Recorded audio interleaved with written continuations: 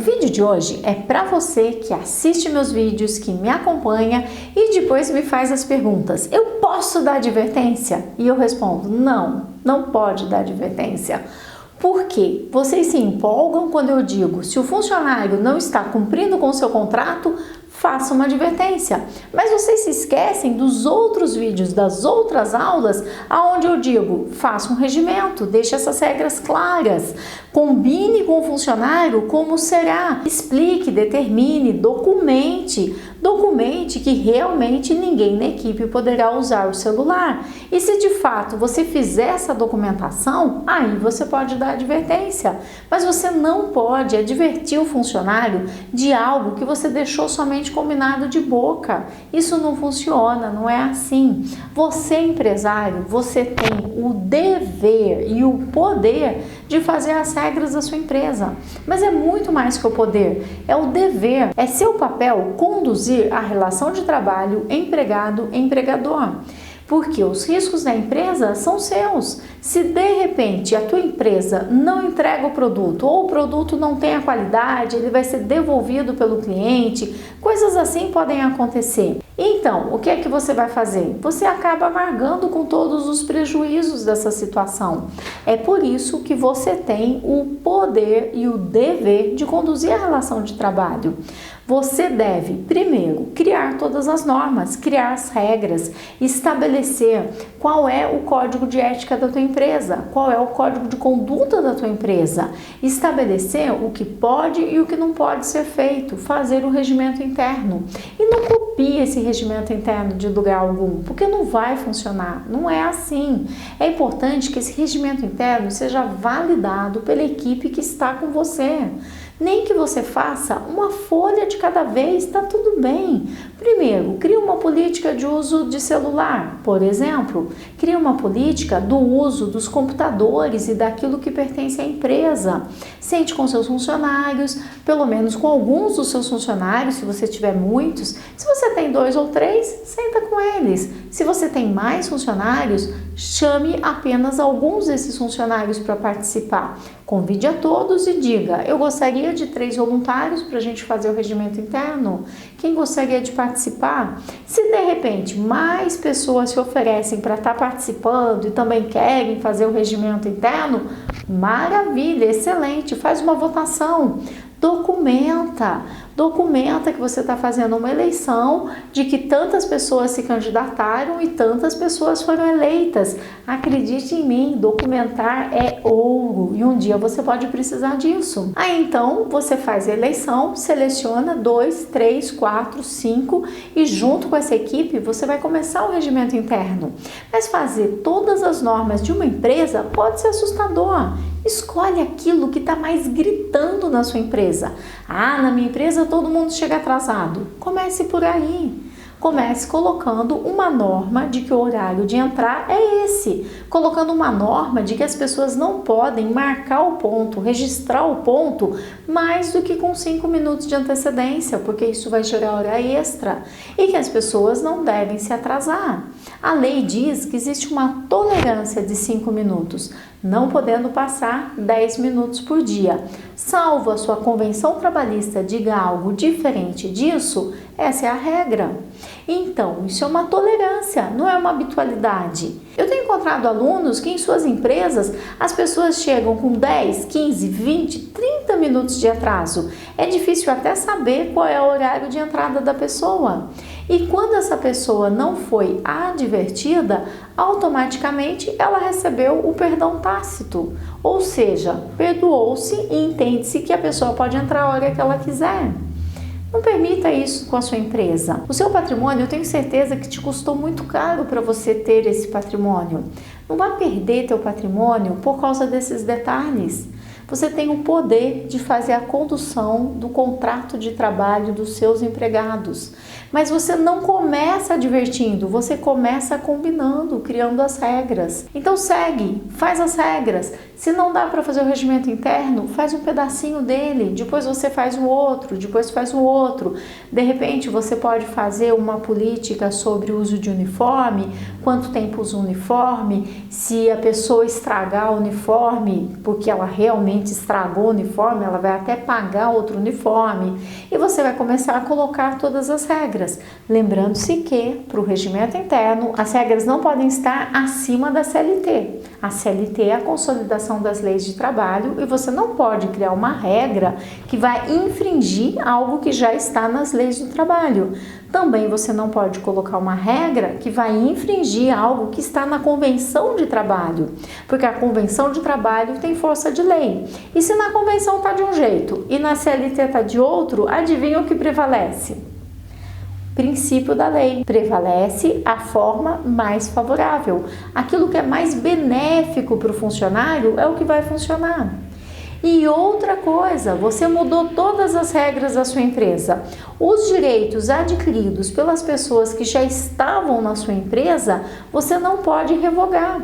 Porque se eles já tinham, por exemplo, o carro da empresa, celular, computador, você não pode simplesmente dizer, agora a regra é outra, devolve aqui todos os seus bens. Não, a regra é válida para as pessoas que vão entrar na sua empresa. Diferente de uma situação, por exemplo, como o uso do celular. Eu não estou te dizendo que quem já está na sua empresa vai continuar a usar o celular. Não é disso que se trata. Mas se a pessoa tem um plano, vamos supor que a pessoa tem um plano odontológico, um plano de saúde diferenciado, ele não paga nada por ele. Você não pode dizer, ó amigo, mudei o regimento interno, a partir de agora você vai começar a pagar pelo plano de saúde? Não, não é assim que funciona. Então, como é que vai acontecer isso? Você não pode cancelar o benefício que você já deu.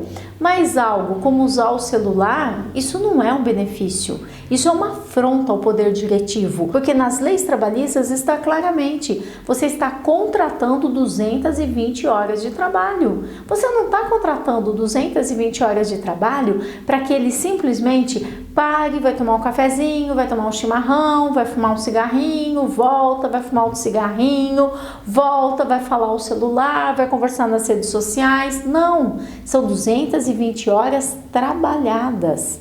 O intervalo de almoço não está dentro desse horário. O intervalo de almoço é a hora livre que ele tem para ele fazer o que ele quiser. Mas no horário de trabalho, ele é pago para trabalhar. Esse é o objeto do contrato. Então você vai criar todas as regras, você vai determinar que a partir de então as coisas serão dessa forma.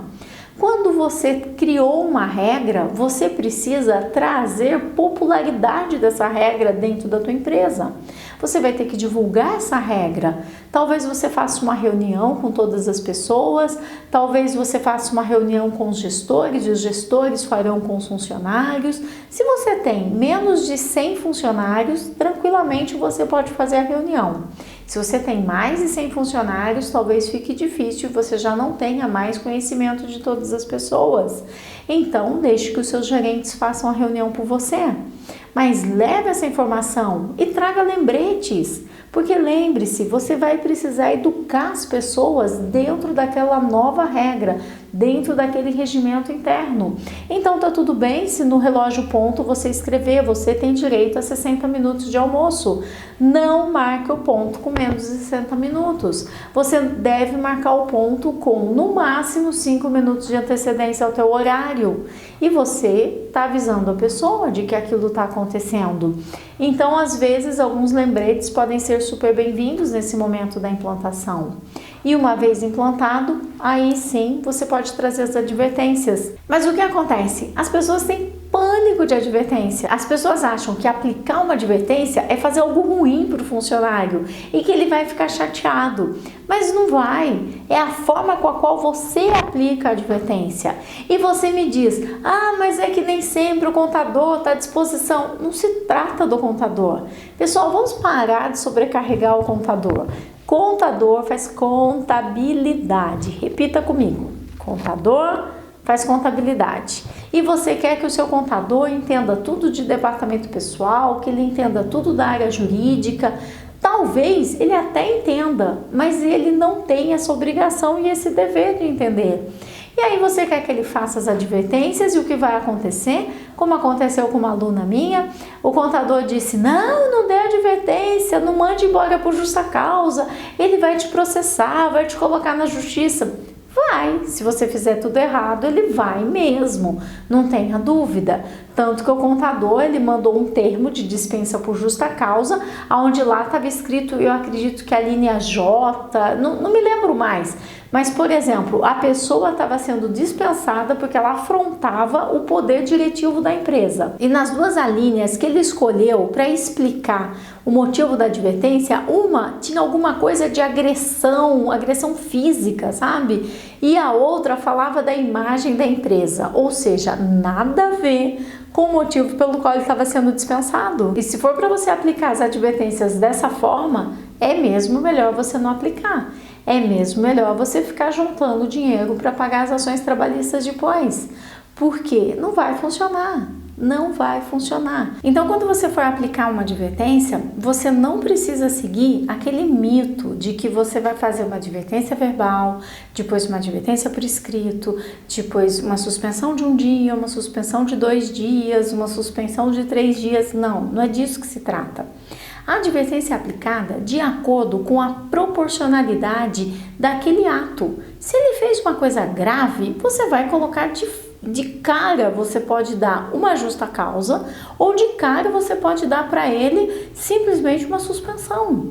Se de repente ele está brigando na empresa, deu um soco em alguém, ameaçou com uma faca, você não vai esperar ele matar a pessoa para daí você dar uma outra advertência. Você não vai falar: olha, por favor, não use a faca aqui na empresa, você está sendo advertido. Não, você vai dar uma justa causa de cara e logo dar uma justa causa para os dois que brigaram. Não importa quem começou a briga, os dois saem com uma justa causa.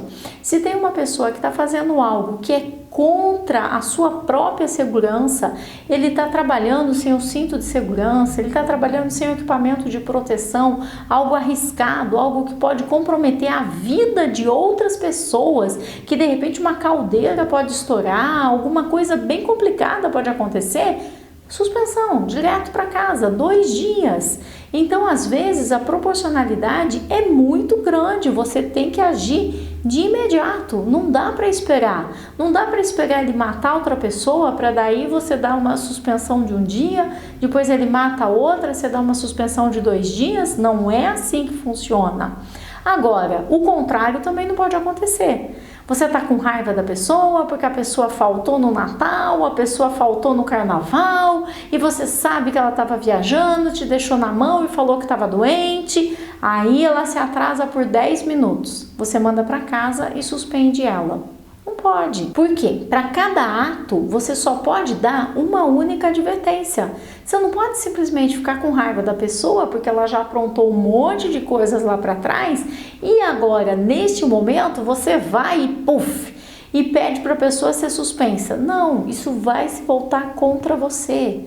Uma suspensão só pode ser feita por um ato grave. Então o rapaz se atrasou, eu dei uma advertência. Ele se atrasou de novo, eu dei uma advertência. Aí eu já posso dar uma justa causa.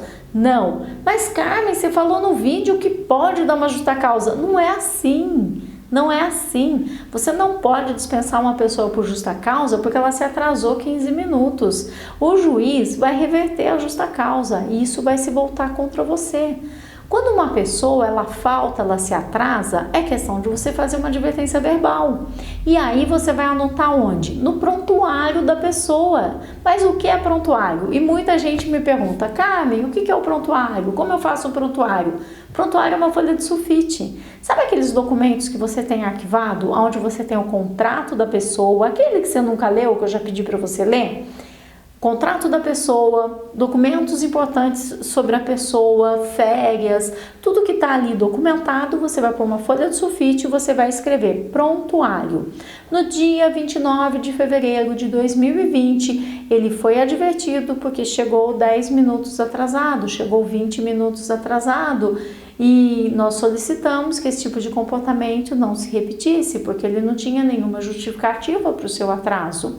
E você vai conversar com ele e você vai dizer para ele: você é muito importante para a nossa equipe, bem no horário que nós estávamos abrindo a empresa, você não estava aqui, aconteceu alguma coisa? Eu perdi o ônibus, eu me atrasei e tal. Ok, como é que eu posso te ajudar para que isso nunca mais se repita? Porque é importante que você não volte a repetir esse comportamento e é por isso que eu estou te advertindo. Ele não vai ficar chateado se você falou que você está advertindo porque você sentiu falta dele, entende? É que não é isso que as pessoas fazem. As pessoas vão lá e falam assim: olha, você chegou atrasado, não chegue mais atrasado, viu? Que isso nunca mais se repite. Não vai funcionar. Tom de voz é importante, postura é importante, a forma que você está passando. Você está dando advertência, não é porque você quer armar uma justa causa, você está dando advertência porque você quer que aquele funcionário se corrija. Então, luzes, câmera, paixão. Você fica calmo, tranquilo, faz a advertência e anota no prontuário. Aí ele volta a chegar atrasado de novo. Aí você pode fazer uma advertência por escrito, conforme orientado verbalmente no dia tal, que não deveria se atrasar sem ter uma justificativa, voltou a se atrasar no dia tal por 30 minutos. E aí então, passa um tempo, ele volta a se atrasar. Aí você não vai mais dar uma advertência por atraso. A tua advertência vai ser por confrontação daquilo que você está pedindo para ele fazer. E atraso não é algo assim tão importante que você consiga mandar embora ele por justa causa. A lei não vai ficar do seu lado. É interessante que você ainda dê uma suspensão, dê outra suspensão, para daí então você fazer uma justa causa não por atraso, pelo amor de Deus. Você vai fazer uma justa causa porque ele não leva a sério o serviço, porque ele não se emenda, porque ele não se corrige. Ele não é uma pessoa que se corrige. Entende a diferença? Se você der uma justa causa porque a pessoa se atrasa, essa justa causa vai reverter com certeza. Agora, se você tentou corrigir o comportamento dele inúmeras vezes e ele não corrigiu o seu comportamento, você pode até mesmo chegar a uma justa causa porque o comportamento não se emenda. Mas muitas vezes o que eu vejo são as pessoas aplicarem aquela advertência naquele modelo pronto, de acordo com a lei número tal, a linha A, B, C, o funcionário chegou atrasado, algo assim. E que isso não deve se repetir, porque ele poderá ser dispensado por justa causa, ameaçando, sabe, o funcionário. Isso não funciona. Tem, inclusive, na lei da justa causa, tem uma das alíneas que fala sobre desídia. E aí eu pergunto para você, quem sabe o que é desídia? Como é que você vai falar para o funcionário que ele está sendo advertido por desídia? Isso não funciona.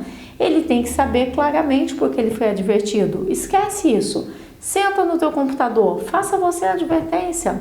Fulano de tal, na data tal, estava... E aí você coloca, faltou sem ter avisado, sem ter uma justificativa, chegou atrasado, quebrou o equipamento. Coloque coisas visíveis, mensuráveis. Não use coisas do tipo, usava o celular em excesso. O que é excesso? Aquilo que é excesso para mim não é excesso para você, não é excesso para o outro. Não use adjetivos.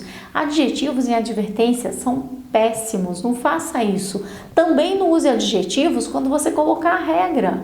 Ou a pessoa pode usar o celular, ou ela não pode usar o celular, ou ela vai usar o celular na hora do almoço, ou ela não vai usar o celular na hora do almoço. Você tem que ser claro com aquilo que você está dizendo. Usar o celular em excesso simplesmente não significa nada, nada. Não tem clareza do que está acontecendo. Não traga adjetivos para a tua advertência que você já começou errado. E depois a pessoa fala, os direitos são sempre dos funcionários. Não, é você que está fazendo errado. Traga a informação clara e finalize com e que isso nunca mais se repita, porque você deixa claro qual é o prejuízo que ela está trazendo para a sua empresa. E você tem o poder diretivo, porque se a sua empresa der prejuízo, vai sair do seu bolso. É por isso que você tem o poder diretivo. Outro dia, um aluno também perguntou se podia dar advertência para uma pessoa que distratou uma pessoa que trabalhava como freelance. Pode? Não, claro que não.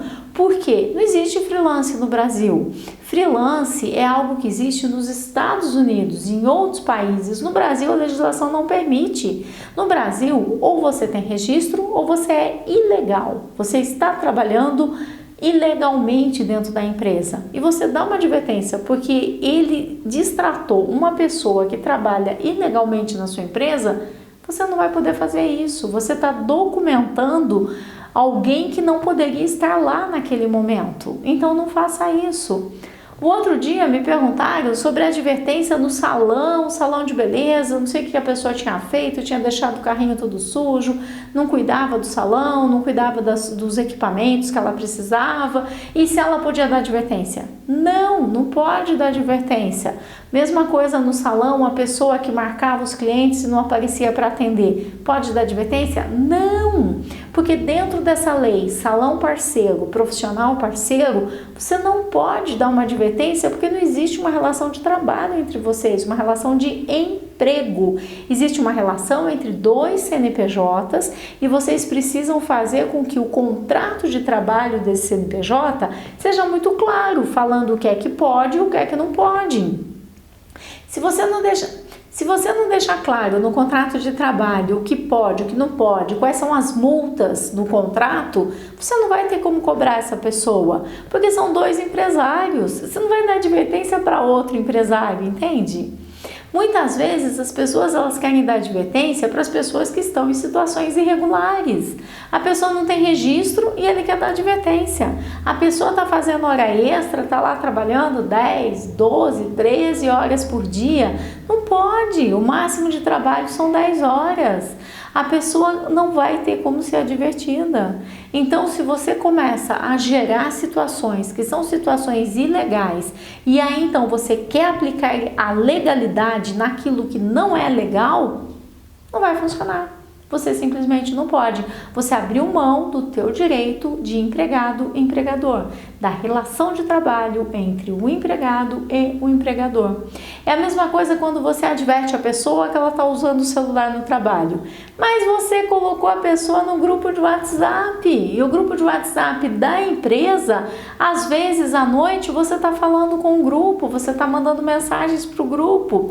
Ah, mas ele não está trabalhando. Não importa, é horário de descanso dele. Se você tem um grupo de WhatsApp e a pessoa tem números telefônicos que são particulares dentro desse grupo de WhatsApp, ou mesmo números telefônicos da empresa, o que você tem que fazer é simplesmente encerrar o grupo a partir do horário que vocês já não estão mais trabalhando, mesmo que o telefone seja da empresa. Porque é muito engraçado, o empresário ele não quer que o funcionário use o telefone particular, mas ele quer mandar as mensagens para ele fora do expediente, nos finais de semana, fazer pergunta. Ah, mas eu mandei só uma piadinha. E daí? Ele estava lá descansando com a sua família, aí ele parou a atenção dele, foi olhar aquilo que você escreveu do grupo de trabalho, automaticamente você já limitou e bloqueou o descanso dele. Não é só uma piadinha, você invadiu a privacidade dele. Você tem que ter uma coerência e uma medida para aquilo que você vai criar de normas e regras dentro da sua empresa. As regras são muito importantes que sejam criadas junto com a equipe. Eu sempre digo isso. Você precisa ter a validade dessas regras. E quanto mais você documentar o processo da criação de regras, mais fácil fica depois. Agora, tem muitos empresários que eles acham que fazer uma advertência é algo contra o seu funcionário. Eu te falo, se um dia esse funcionário sofre um acidente, ele estava lá trabalhando numa determinada altura, não estava usando o cinto, ele se espatifou no chão, a primeira coisa que o juiz vai falar é: você é um empresário irresponsável, você não cuidou da sua equipe, você nunca nem sequer deu uma advertência para o seu funcionário. Daí você fala: eu nunca dei uma advertência porque ele é muito bonzinho, sabe? Ele nunca ficou sem o cinto, por isso que eu nunca dei uma advertência. Como se o juiz fosse bobo, sabe? E aí o juiz fala: ok, então me mostra aqui a advertência de outras pessoas que trabalharam sem cinto de segurança. Seu juiz, na minha empresa todo mundo é ótimo, nunca ninguém ficou sem o cinto de segurança. Aí o juiz fala, ok, parabéns, me mostra então as advertências que você aplicou nos demais funcionários da sua equipe para corrigir outras falhas de comportamento. Ah, seu juiz, ninguém nunca fez nada errado na minha empresa. A minha empresa existe há 10 anos, eu só contrato gente boa, nunca ninguém precisou de uma advertência. Imediatamente você está cavando a sua própria cova, porque isso não existe. Não existe relação de trabalho entre pessoas, as pessoas erram, as pessoas cometem deslizes e a única prova material que você tem de que você realmente cuida da sua equipe e cuida das pessoas que trabalham com você é quando você as adverte, quando você as traz de volta para o contrato de trabalho, para aquilo que foi o objeto de início da relação de vocês, que é o contrato de trabalho. Então, quando você aplica uma advertência, não é uma questão de poder, eu posso dar uma advertência em você, é uma questão de dever. E você tem o princípio da imediaticidade. Não adianta você dar uma advertência na semana que vem de algo que já aconteceu há bastante tempo. A menos que você prove na justiça que durante esse tempo você estava investigando a situação, que você não tinha provas suficientes, que você ainda estava fazendo uma pesquisa, pesquisando o tipo de, sei lá, de DNA da pessoa para saber se foi ele mesmo que entrou no laboratório ou não, por exemplo, ou pesquisando alguma coisa judicialmente para saber se realmente era aquela pessoa ou não, ou pesquisando e analisando as imagens da câmera, não sei. A menos que você esteja fazendo uma investigação, é o princípio de imediaticidade. Quanto tempo de imediaticidade? Não precisa, a pessoa chegou atrasada, você sai correndo e vai dar uma advertência nela. Deixa ela ir trabalhar, não acabe com o dia dela. Mas ao longo do dia, você já vai estar com a tua advertência escrita, digitada, impressa, e você leva para ela. Ah, mas eu não tenho computador. Capricha, escreve numa letra bem bonita, numa folha de sulfite e leva para ela essa advertência. Chama ela em particular e com muita educação, com muito respeito, explique o quanto a segurança daquela pessoa é importante para você, o quanto aquela pessoa é importante na sua equipe. Explica o motivo da advertência e pede para ela assinar. E ainda assim é possível que ela diga, não vou assinar. Mesmo que você tenha usado todo esse respeito e educação. E tá tudo bem, ele não precisa assinar. Aí você pede para ele aguardar, você chama uma testemunha, a testemunha vem, você fala para ela, assina o papel, por favor, e ela fala, eu não vou assinar. Aí você pergunta para a testemunha, você tá vendo? Eu pedi para ele assinar e ele disse que não vai assinar. Você escutou? Escutei. Você viu? Eu vi. Ok. Assina para mim de testemunha que ele disse que não vai assinar. E aí então a pessoa assina como testemunha. Ela não precisa ter visto o que aconteceu. Ela não tem que ter visto o ato em si. Ela está testemunhando que aquela pessoa não vai assinar. É disso que se trata. E ele pode querer assinar ou não. Se ele não quiser assinar, você pede para ele aguardar na sala ao lado e chama outra pessoa. E se muita gente não quiser te assinar, a situação está muito mais grave do que eu imaginei. A ideia é que talvez um não queira assinar, mas que os próximos sim assinem. Mas tudo bem, o próximo veio, assinou, porque ele está testemunhando que ele não assinou. Ele está testemunhando apenas isso, não está testemunhando o que foi que aconteceu. A advertência foi feita em uma única via, você recolhe a via e ele leva. Ah, mas eu quero uma via para mim. Você tem alguma dúvida do que está escrito? Você está sendo advertido pelo ato que você cometeu. Essa advertência é um documento da nossa empresa. Ah, mas eu não fico com uma via? Não. E a pessoa vai embora, simples assim. Esse é um documento que faz parte do prontuário do funcionário e vai ser colocado lá junto com as advertências verbais que ele já tinha levado e sido orientado, né? Agora, sabe aquela pessoa que disse que não queria assinar? Agora chegou a vez dela. Você prepara a advertência dela com todo amor e carinho e explica. Fulano de tal, funcionário da empresa tal, esteve presente na sala no dia tal, tal hora e testemunhou o fato do funcionário fulano de tal não querer assinar a advertência que estava recebendo naquele momento. Ele ouviu a negativa do funcionário, ele viu a negativa do funcionário, ele de fato testemunhou e ainda assim ele se negou a assinar algo que havia sido solicitado. Por isso ele está sendo advertido, por se negar a fazer algo que havia sido solicitado a ele, dentro da sua alçada, dentro do normal, né? Dentro daquilo que ele viu. Esse é o motivo. E aí ele vai receber uma advertência. E se ele falar, eu não vou assinar, tudo bem, aguarda, mesma coisa. Chama uma testemunha e chama outra e chama outra, mas tome cuidado. Se as pessoas não quiserem testemunhar a seu favor, algo de errado, ainda mais grave, está acontecendo. Então, para que a gente possa encerrar esse vídeo, lembre-se, você tem o dever de conduzir o contrato de trabalho com a tua empresa. Você é quem cria as normas, você tem o dever de participar da criação dessas normas e tem o dever de acompanhar se elas estão sendo aplicadas, implantadas e vividas por todos que estão lá dentro.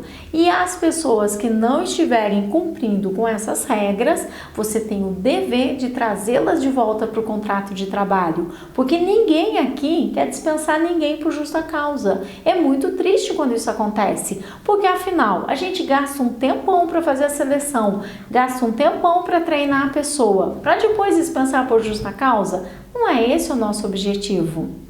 Dúvidas? Deixe aqui. Se você achou esse vídeo importante, compartilhe com alguém. E você já assinou o nosso canal? Nós temos todos os dias dicas para você que é empresário deixar de ser vítima da sua própria equipe e fazer com que a sua equipe te traga lucros. Porque imagina só quanto dinheiro não se perde quando você tem um funcionário fazendo pirraça e você manda ele embora. Perde-se muito dinheiro porque você vai ter que pagar a multa do fundo de garantia. Você vai ter que pagar os 30 dias ou talvez ele vá cumprir os 30 dias e vá aprontar ainda mais.